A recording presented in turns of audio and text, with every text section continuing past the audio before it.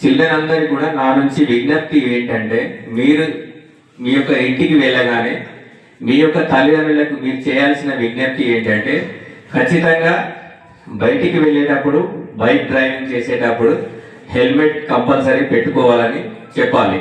ఎంతమంది చెప్తారు వెళ్ళగానే మీ ఫాదర్?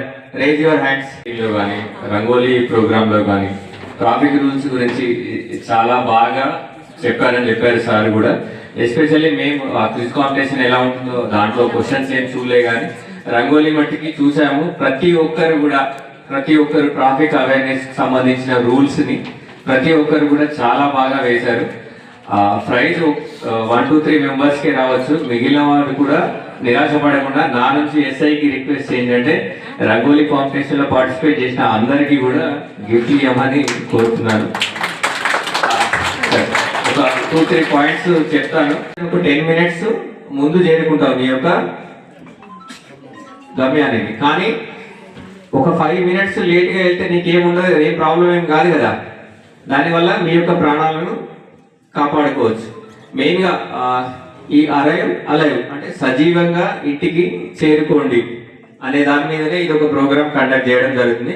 దీని యొక్క ముఖ్య ఉద్దేశము ఫ్యూచర్లో మన ఇండియాలో కావచ్చు, తెలంగాణలో కావచ్చు, రోడ్ యాక్సిడెంట్ తగ్గించి ప్రజల యొక్క ప్రాణాలను కాపాడాలనే ఉద్దేశంతో ఈ ప్రోగ్రాం నిర్వహించడం జరుగుతుంది. మన ఇండియాలో పర్ ఇయర్కి 2 lakhs పర్సన్స్ 2 లక్షల మంది ప్రతి సంవత్సరము రోడ్ యాక్సిడెంట్ వల్ల చనిపోవడం జరుగుతుంది.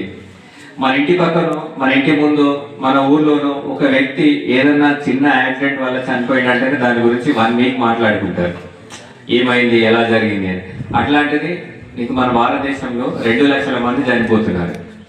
పర్ డే, ఒక రోజులో 500 మెంబర్స్ చనిపోతున్నారు. పర్ అవర్కి ఎంతమంది? పర్ అవర్కి 20 మెంబర్స్ రోడ్ యాక్సిడెంట్లో చనిపోతున్నారు. సో ఇంత ఎక్కువగా మరణాలు సంభవిస్తున్నాయనే ఉద్దేశంతో తెలంగాణ రాష్ట్ర DGP sir Shivadhar Reddy sir గారి ఆధ్వర్యంలో మా సంగారెడ్డి జిల్లా ఎస్పీ గారు పరితోష్ పంకజ్ ఐపీఎస్ గారి ఆధ్వర్యంలో ఈ అలైవ్ అనే ప్రోగ్రామ్ని మా డిఎస్పీ వారి ద్వారా మేము నారాయణఖేడ్లో 3rd డే రోజు ప్రోగ్రాంలో భాగంగా ఈరోజు మీ స్కూల్లో నిర్వహించడం జరుగుతుంది.